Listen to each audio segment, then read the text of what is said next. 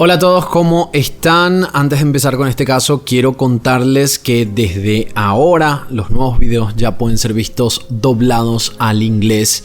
Yo sé que hay mucha gente que vive en Estados Unidos y siempre me piden subtítulos en inglés, pero mejor aún, ahora todos los videos los podrán ver en español y en inglés. Esto es algo nuevo que estamos experimentando en este canal. No es perfecto porque lo estamos haciendo con AI, con inteligencia artificial, pero se entiende bastante bien y además la voz que elegí en inglés es bastante sexy. Solo tienen que apretar la configuración del video y ahí pueden cambiar el idioma. Creo que desde la computadora está por acá, más o menos.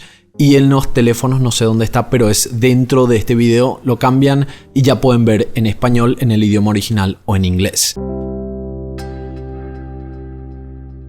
Pero vamos al caso del día de hoy. Es una historia increíble de Argentina porque en una misma familia hubo dos asesinatos en diferentes años y uno de ellos todavía no está resuelto. Hoy hablaremos del caso de la familia Bustamante de Miramar en Argentina.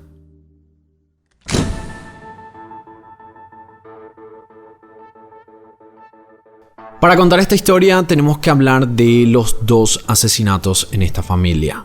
El primero ocurrió en el año 2011 y el segundo en el año 2019, 8 años después. Esta familia estaba compuesta por Carlos Bustamante, el padre, Verónica González, la madre, una hija llamada Rocío y un hijo llamado Gastón. Aparte, Carlos Bustamante tenía 3 hijos de su relación anterior llamados Gabriel, Gonzalo y Ramiro. Todos ellos vivían en la ciudad de Miramar, una ciudad costera de Argentina cerca de Mar del Plata, unos 45 kilómetros de distancia, una zona que recibe mucho turismo todos los veranos. Miramar tan solo tiene 3.000 habitantes, lo que hace que todos se conozcan y que cuando algo terrible pasa en la zona, los rumores abunden. El primer asesinato de la familia Bustamante fue uno que marcó a toda la población porque se trataba de un menor de edad de tan solo 12 años. Estamos hablando del hijo de la pareja, Gastón Bustamante, y lo que lo hacía más terrible era que un día antes había festejado su cumpleaños. El 20 de noviembre Gastón cumplió 12 y el 21 de noviembre de 2011 fue encontrado sin vida en su habitación. Él tenía señales de haber sido estrangulado con una media de nylon y parecía que alguien le había puesto una almohada sobre la cabeza para asegurarse que muriera. Además, el cuerpo presentaba heridas de golpes. La madre, Verónica, mencionó que en la noche anterior su hijo se había quedado despierto hasta tarde porque era su cumpleaños y que le dio permiso para no ir al colegio por esto, porque era su cumpleaños. Al día siguiente, en la fecha del asesinato, Verónica, la madre, aseguró que vio a su hijo bien, le dijo que ella tenía que ir a comprar unos plantines en el vivero de Miramar para un cliente, a lo que Gastón le dijo: anda tranquila, ma. Verónica estuvo más de 1 hora en el lugar y cuando volvió a su casa encontró a su hijo sin vida, a lo que ella desesperadamente llamó a la policía. Así como en la mayoría de los casos, el primer sospechoso siempre es aquella persona que vio por última vez con vida a la víctima, pero las autoridades corroboraron la hora de muerte que encajaba con la hora en la que Verónica no estaba en la casa, entonces fue descartada. Se confirmó que ella efectivamente estuvo en el vivero de Miramar durante la hora del asesinato. La investigación seguía en curso y los padres de Gastón empezaron a recorrer medios de comunicación pidiendo justicia. Ellos se mostraban muy dolidos por la muerte del hijo e hicieron lo posible para que el caso no perdiera peso en Argentina. De todas maneras, era todos nosotros. Aquí en Río Hermoso. Muy doloroso. Porque yo llego a casa y no tengo nada. No tengo a mi hijo y no tengo a mi hija. Uno de los detalles que los investigadores encontraron tenía que ver con los accesos a la casa. No se habían forzado puertas ni ventanas. Los vecinos aseguraron que los perros de los Bustamante no habían ladrado, cosa que hacían todo el tiempo cuando un desconocido entraba a la casa. Y estos detalles hicieron creer a las autoridades que tuvo que haber sido alguien dentro del círculo de la familia. Desde la familia directa, la familia anterior de Carlos y también los amigos. Uno por uno fueron interrogados. escuchando sus coartadas y verificando sus historias. La madre ya había sido descartada. El padre fue sacado de la lista poco después porque se comprobó que él estaba en el trabajo. Lo extraño de este caso era que todos culpaban a todos. Los 3 hijos de Carlos, de su relación anterior, culpaban a Verónica, porque según ellos, ella era una mujer agresiva y peligrosa. El padre, al mismo tiempo, defendía a su esposa mientras pedía que se investigara a un entorno más amplio dentro del círculo familiar. Al mismo tiempo, Verónica mencionó a la policía que los 3 hijos de Carlos le habían mandado mensajes amenazantes y ella tenía esos mensajes en su celular. Los investigadores encontraron 3 detalles dentro de la escena del crimen. Primero, un televisor se había movido del lugar, aparentemente por el asesino cuando trató de robarlo. En ese televisor además encontraron una huella dactilar. Lo segundo que se reportó fue que el victimario robó 300 pesos argentinos de esa residencia. Para que sea más extraño todo, el padre había guardado una buena cantidad de dinero en la casa. Dinero que había cobrado recientemente. Entonces, tuvo que haber sido alguien que quizás sabía sobre este monto y podría haberse tratado de un robo que salió mal. La persona quizás estaba observando el movimiento de la casa, vio a la madre saliendo, pensó que nadie estaba ahí porque el hijo tendría que haber estado en la escuela, entró, el hijo lo descubrió robando y por eso lo asesinó. Lo tercero encontrado era un rastro de ADN en la almohada que tenía que llevarse al laboratorio para ver si encajaba con alguien dentro de la familia u otro sospechoso.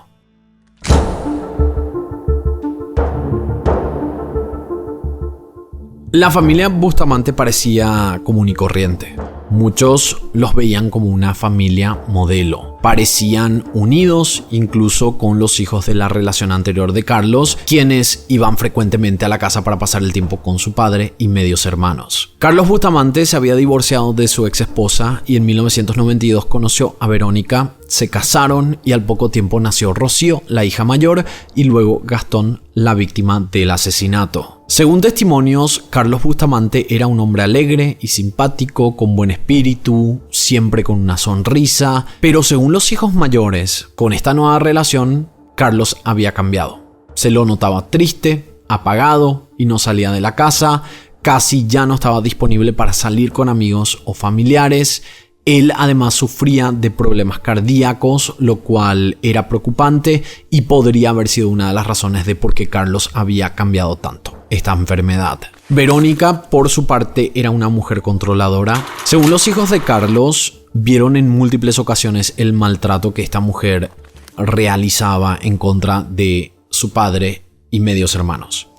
Además, estos chicos le decían a su papá que Verónica era una mala persona. Con estas peleas internas, Verónica empezó a recibir los mensajes de amenazas, los cuales le mostraba a Carlos, y lo que hizo que la relación con sus hijos se deteriorara. De pasar a visitar constantemente la casa, los hijos dejaron de ir y solo se saludaban si se encontraban en algún lugar de Miramar. Verónica también tenía problemas con su hija, Rocío, la hija mayor. Según el recuento de Verónica, su hija le estaba robando dinero, lo que generó una pelea y así la hija decidió salir de la casa para quedarse con el novio. Con toda esta información, parecía que la familia Bustamante estaba completamente quebrada. Todos parecían sospechosos, los hijos de Carlos por los mensajes de amenazas, la hija por la pelea que había tenido con la madre y también por unos mensajes que la madre había dicho que supuestamente la hija le había mandado. Carlos porque parecía estar en depresión y pudo haber tenido un tipo de ataque psicótico, y la madre Verónica que parecía estar peleada con todo el mundo. Luego llegaron los resultados del laboratorio, con un resultado sorprendente. El ADN encontrado en la almohada colocada sobre la cabeza de Gastón se comparó con el ADN de todos los sospechosos. La madre Verónica salió negativo. También el padre. Los 3 hijos de Carlos también dieron un resultado negativo. Ningún amigo u otro familiar concordaba, ni tampoco la hija Rocío ni su novio. Según estos resultados, parecía que realmente Cuando la madre fue al vivero, alguien entró a la casa para robar y asesinó al menor. Igual, esto no tenía sentido con las otras evidencias, que las puertas ni ventanas habían sido forzadas y que las mascotas no ladraron. Ahora, pudo haber sido que Gastón le abrió la puerta a alguien y así la persona pudo haber entrado a la casa. La segunda prueba del laboratorio era la huella dactilar encontrada en el televisor. De nuevo se comparó con todos los sospechosos y en esta ocasión hubo una sola coincidencia. Antes de continuar con este caso, quiero comentarles que ahora ya pueden ser miembros de este canal a solo 99 centavos al mes. Ustedes con eso tienen los videos antes y sin comerciales, también tienen emojis exclusivos y la insignia de batería que se carga con los meses, solo 99 centavos al mes, y ya pueden tener todos estos beneficios en el sector privado del canal. Dicho sea de paso, no se olviden de darle un like a este video, suscribirse y apretar la campanita si es que quieren ver más contenido parecido y si es que les gustan las investigaciones que hacemos. Ahora sí, continuamos con este caso.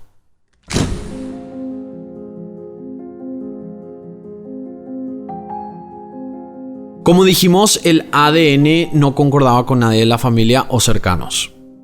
Pero la huella dactilar encontrada en el televisor, que los investigadores dijeron que era del criminal cuando trató de robarlo, concordaba con alguien.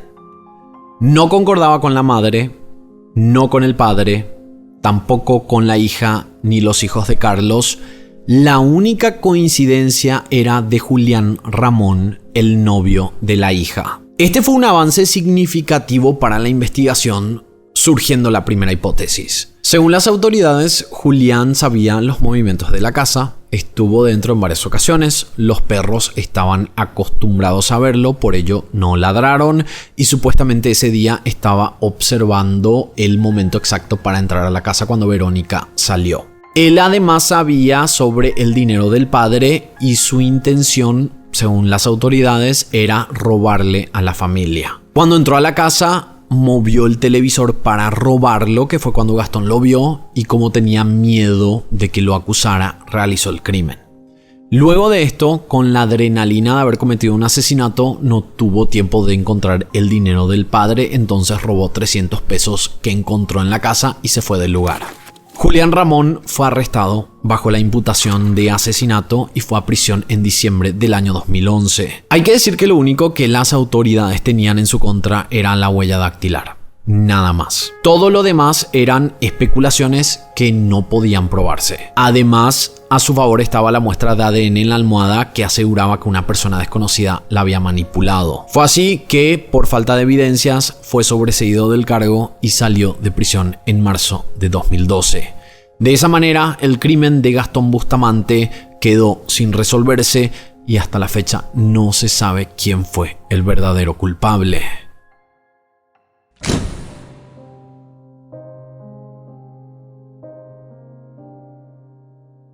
Vamos al año 2019 cuando ocurrió la segunda muerte dentro de esta familia. Verónica y su hermana habían llegado a la residencia un poco después del mediodía del 22 de marzo de 2019, en la misma casa donde había ocurrido el crimen del hijo 8 años antes. Según Verónica, había llamado a su hermana porque ella se había olvidado las llaves y al parecer ella tenía una copia. Verónica también aseguró que estaba preocupada porque trató de comunicarse con su esposo, pero este no respondía. Cuando se encontraron en la residencia, abrieron la puerta y al instante vieron el cuerpo de Carlos. Él estaba brutalmente golpeado, había sangre en toda la casa que iniciaba desde la habitación principal hasta el comedor donde habían encontrado a Carlos. Parecía que se había arrastrado hasta ahí. Él seguía con vida, pero le costaba respirar.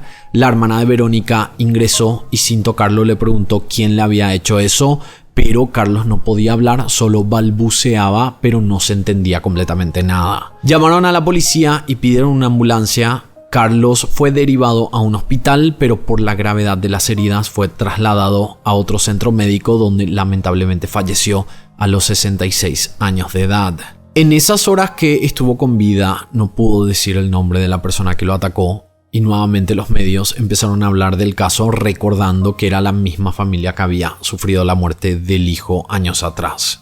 Lo sorprendente de este asesinato era que tenía muchas similitudes con el asesinato de Gastón. Él había sido atacado en su cama, el padre también. Ambos fueron brutalmente golpeados, había ocurrido cuando nadie estaba en la casa y otra de las coincidencias era que Verónica, la esposa, fue la que encontró ambos cuerpos. Cuando las autoridades hicieron el levantamiento de evidencia se encontraron con más situaciones similares a la de Gastón.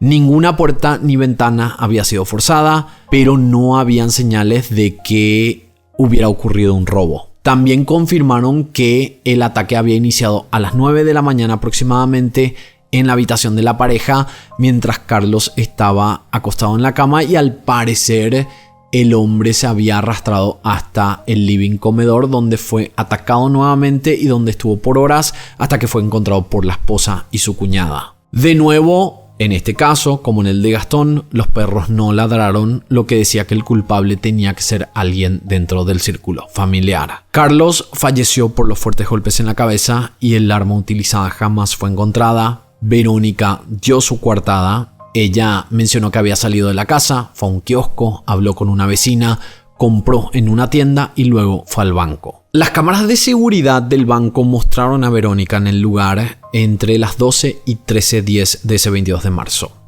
Ahora, la policía sabía que el ataque había iniciado a las 9 a.m. luego de los testeos que se hicieron con la autopsia en la escena del crimen. Esta información no había sido divulgada y Verónica al parecer no sabía que se podía saber la hora exacta del ataque, por lo que se pudo corroborar con su declaración que ella estuvo esa mañana en la casa, lo que la ubicaba directamente en la escena del crimen. Para empeorar su situación, se encontraron más evidencias y testigos. En una prenda que Verónica llevaba puesta se encontraron manchas de sangre. Ella y su hermana habían declarado que no tocaron el cuerpo cuando lo habían encontrado. En ningún momento ella tampoco tuvo contacto con la sangre en la residencia, porque al ver el cuerpo llamaron a la policía y se quedaron ahí paradas diciéndole a Carlos que aguantara porque ya estaba llegando la ayuda. Esa sangre en la prenda luego se comprobó que era de Carlos.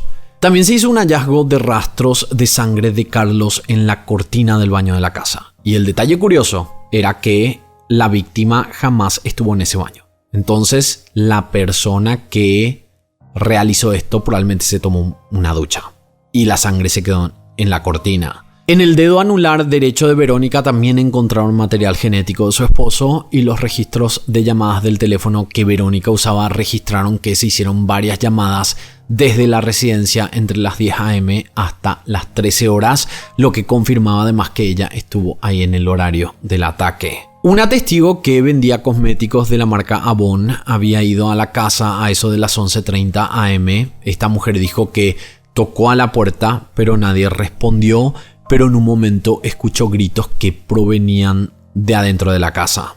Los paramédicos de la ambulancia también aseguraron que Verónica no se estaba comportando como una persona que estaba presenciando la muerte de su esposo. Ella jamás trató de ayudarlo y parecía demasiado tranquila sin importarle lo que estaba pasando en ese momento. Otros testigos que tuvieron contacto con ella en los 3 diferentes lugares donde había ido al mediodía dijeron que ella tenía las manos temblorosas, no hacía contacto visual con nadie y parecía extremadamente nerviosa. Con todas estas evidencias no había escapatoria. Verónica fue arrestada y luego condenada a cadena perpetua por el asesinato de Carlos Bustamante.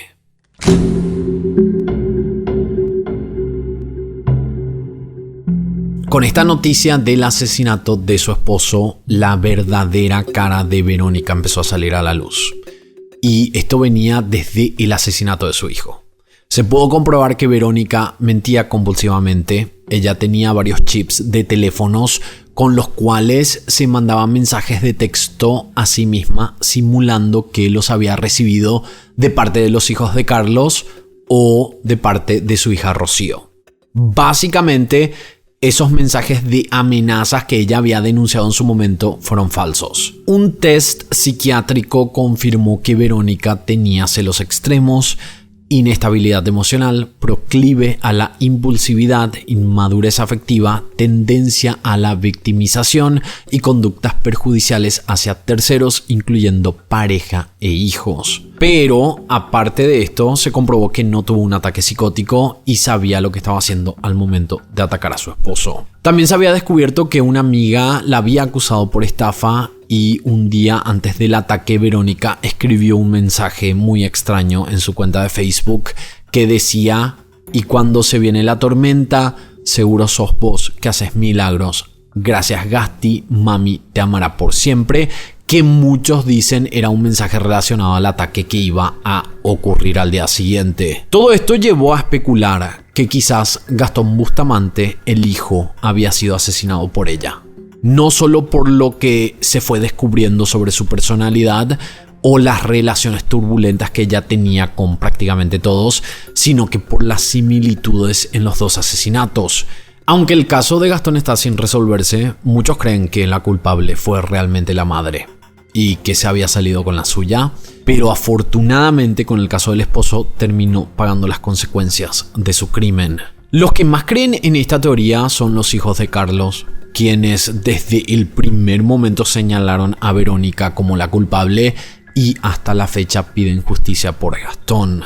Hasta aquí el caso del día de hoy. Espero sus comentarios aquí abajo. ¿Creen que Verónica fue la asesina de su hijo o creen que fue Julián, el novio de la hija? De esta manera, nosotros nos encontraremos en la próxima historia.